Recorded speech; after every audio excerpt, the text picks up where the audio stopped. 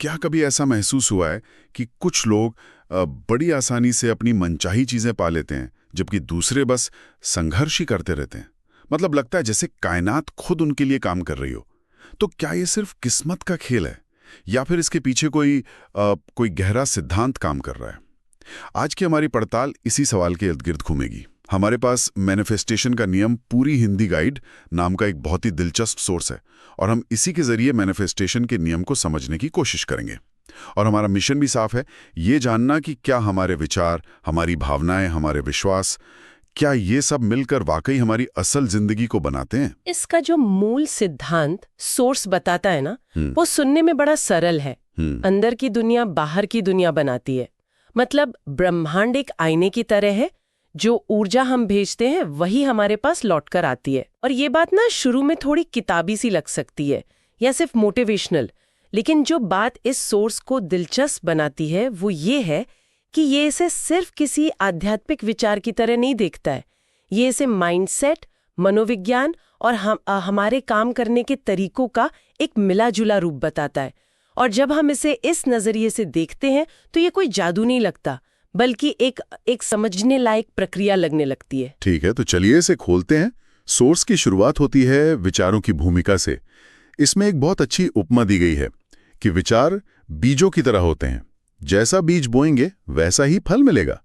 मतलब नकारात्मक सोचेंगे तो बुरा होगा, सकारात्मक सोचेंगे तो अच्छा। ये बात तो हमने हजारों बार सुनी है, पर क्या ये इतना ही सीधा है? क्या सिर्फ अच्छा सोचने से सब अच्छा होने लगता है? यही सबसे आम गलतफहमी है। और हमारा सोर्स इस पर एक और परत जोड़ता है जो बहुत जरूरी है।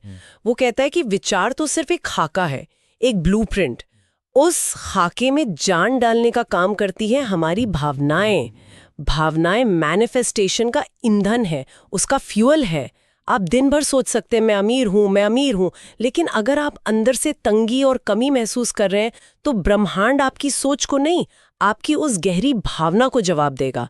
इसीलिए तो कृतज्ञता, खुशी, आत्मविश्वास, इन जैसी भावनाओं को उच्च वाइब्रेशन वाली भावनाएं कहते हैं। ये वो ऊर्जा है जो सच में बदलाव लाती है। अच्छा, यहाँ ये वास्तव में दिलचस्प हो जाता है। मतलब ये सिर्फ दिमागी कसरत नहीं है, ये एक भावनात्मक अनुभव है। सोर्स आगे ये भी कहता है कि हमारे विश्वास हमारे ऑपरेटिंग सिस्टम की तरह हैं, जो हमारे अवचेतन मन यानी सबकॉन्शियस माइंड में चलते रहते हैं। जैसे अगर किसी के सिस्टम ये प्रोग्राम है कि मैं काबिल हूं, तो उसे मौके दिखेंगे, वो उन पर काम करेगा और सफल होगा। और अगर किसी का प्रोग्राम है मैं बदनसीब हूं, तो उसे हर मौके में भी कोई ना कोई अड़चनी नजर आएगी। बिल्कुल। और सबसे चौंकाने वाली बात यह है कि हमारा अवचेतन मन तर्क नहीं करता। वो सही, गलत, अच्छा, बुरा ये सब नहीं देखता। वो बस दिए गए आदेश को, यानी हमारे गहरे विश्वास को सच मानकर उसे पूरा करने में लग जाता है। ये कई लोगों के लिए एक आहा पल हो सकता है ना, क्योंकि ये समझाता है कि क्यों हम सिर्फ विल पावर से अपनी आदतें नहीं बदल पाते। हमारा चेतन मन तो बदलना चाहता है, लेकिन अगर अवचेतन मन में कोई उल्टा विश्वास बैठा है, कोई पुराना प्रोग्राम, तो जीत हमेशा उसी पुराने प्रोग्राम की होगी। असली बदलाव के लिए उस गहरी प्रोग्रामिंग को बदलना पड़ता है। तो इसका मतलब ये हुआ कि अगर हम अपनी जिंदगी बदलना चाहते हैं तो हमें अपने इस ऑपरेटिंग सिस्टम को रीप्रोग्राम करना होगा। पर यह होता कैसे है? क्या सोर्स में इसके कुछ प्रैक्टिकल तरीके बताए गए हैं? क्योंकि ये सब सुनने में तो बहुत अच्छा लग रहा है, पर असल जिंदगी में इसे लागू कैसे करें? हाँ, और यहीं से ये गाइड ज्यादा प्रैक्टिकल हो जाती है। सबसे पहला और सबसे जरूरी कदम है इच्छा की स्पष्टता, क्लैरिटी ऑफ डिजायर। ब्रह्मांड को उलझाने वाले सिग्नल नहीं भेजने चाहिए।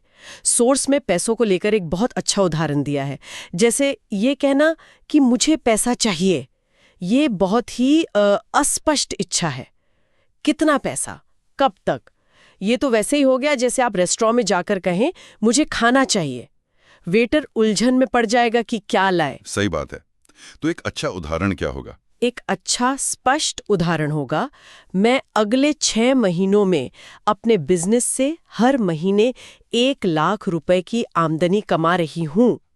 देखिए, इसमें क्या, कब तक और कैसे, सब कुछ साफ है। जब हम अपनी इच्छा को लेकर इतने साफ होते हैं तो हमारा दिमाग भी उस लक्ष्य पर फोकस कर पाता है और ब्रह्मांड को भी एक स्पष्ट सिग्नल मिलता है। ठीक है, इच्छा साफ हो गई। अब अगला कदम क्या है? अगला टूल है विजुअलाइजेशन। यानी मन में कल्पना करना। सोर्स इसे अवचेतन मन की भाषा कहता है, क्योंकि हमारा अवचेतन मन शब्दों से ज्यादा तस्वीरों और भावनाओं को समझता है। इसकी प्रक्रिया ये है कि आप शांति से बैठें, आंखें बंद करें और कल्पना करें कि आपका लक्ष्य पूरा हो चुका है। सिर्फ देखें नहीं, उसे महसूस करें। अगर आपने वो घर खरीद लिया है तो महसूस करें कि आप उसके सोफे पर बैठे हैं, नई दीवारों की महक कैसी है, खिड़की से कैसी रोशनी आ रही है, आपके घर वाले कितने खुश हैं। मतलब उस अनुभव को एक तरह से दिमागी तौर पर जीना। लेकिन ऐसा करने से होता क्या है? होता ये है कि हमारे दिमाग का एक हिस्सा है जो हकीकत और गहरी कल्पना में फर्क नहीं कर पाता। जब हम पूरी भावनाओं के साथ कुछ विजुअलाइज करते हैं तो हमारा दिमाग वैसे ही न्यूरल पाथवे बनाता है जैसे वो हकीकत में बनाता। इससे अवचेतन मन को यकीन हो जाता है कि ये सच है और वो उन मौकों और साधनों को आपकी तरफ खींचना शुरू कर देता है जो उस हकीकत से मेल खाते हैं। वाह, ये तो विज्ञान जैसा लग रहा है। और फिर सोर्स में अफर्मेशंस का भी जिक्र। ये सुनने में तो बड़े सीधे साधे लगते हैं, मैं सफल हूं, पैसा मेरी ओर बहता है। एक मिनट, यहां मुझे एक सवाल है। जब कोई असल में संघर्ष कर रहा हो और वो बार बार कहे कि मैं सफल हूं, तो क्या ये खुद को धोखा देने जैसा नहीं लगता? मतलब दिमाग का एक हिस्सा तो जानता है ना कि ये सच नहीं है। बहुत अच्छा सवाल है और ये एक आम समस्या है। सोर्स के मुताबिक अफर्मेशंस का मतलब झूठ बोलना नहीं है, बल्कि एक नए सच को प्रोग्राम करना है। इसका फॉर्मूला है दोहराओ प्लस भावना बराबर है प्रोग्रामिंग। दोहराओ प्लस भावना। हाँ, जब हम इन वाक्यों को भावना के साथ बार बार दोहराते हैं तो हम अपने अवचेतन मन में उस पुराने नकारात्मक प्रोग्राम को एक नए सकारात्मक प्रोग्राम से बदल रहे होते हैं। और हाँ, शुरुआत में ये अजीब लग सकता है। इसीलिए सोर्स सुझाव देता है कि आप ऐसे अफर्मेशन से शुरू करें जो यकीन करने लायक लगे। जैसे मैं सफल हूं की जगह आप कह सकते हैं मैं हर दिन सफलता के करीब जा रहा हूं, या मैं सफलता को आकर्षित करने के लिए तैयार हूं। ये ज्यादा स्वाभाविक लगता है और दिमागी प्रतिरोध भी कम होता है। ये तरीका ज्यादा प्रैक्टिकल लगता है। तो हमारे पास स्पष्टता, विजुअलाइजेशन और एफर्मेशंस हो गए। सोर्स में और क्या है? एक और बहुत शक्तिशाली टूल है कृतज्ञता, ग्रैटिट्यूड, यानी जो आपके पास पहले से है उसके लिए धन्यवाद देना। ये सुनने में बहुत सरल लगता है, लेकिन इसका असर बहुत गहरा है। जब हम शिकायत या कमी की स्थिति में होते हैं तो हम मेरे पास ये नहीं है वाली ऊर्जा भेजते हैं।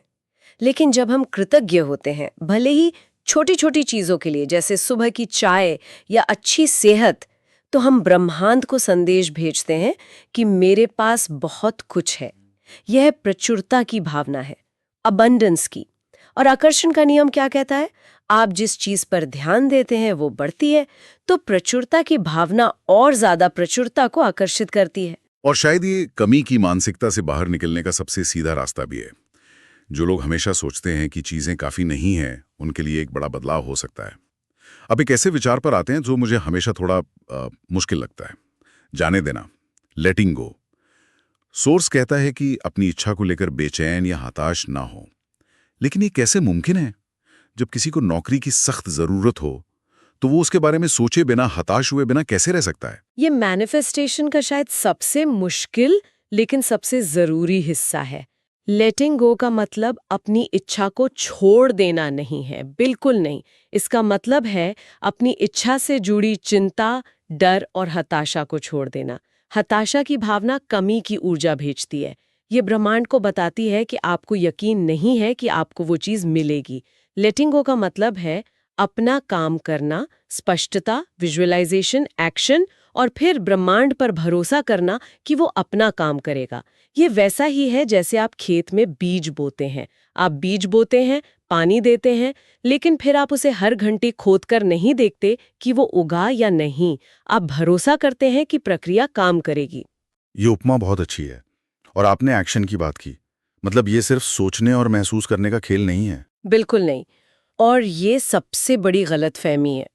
सोर्स का फॉर्मूला साफ है, माइंडसेट प्लस एक्शन बराबर है नतीजा। लेकिन ये कोई भी एक्शन नहीं है। इसे सोर्स प्रेरित एक्शन कहता है, इंस्पायर्ड एक्शन। ये वो हसल कल्चर वाला थका देने वाला काम नहीं है। जब आप अपनी ऊर्जा को सही दिशा में लगाते हैं तो ब्रह्मांड आपको विचार, अवसर और संकेत देता है।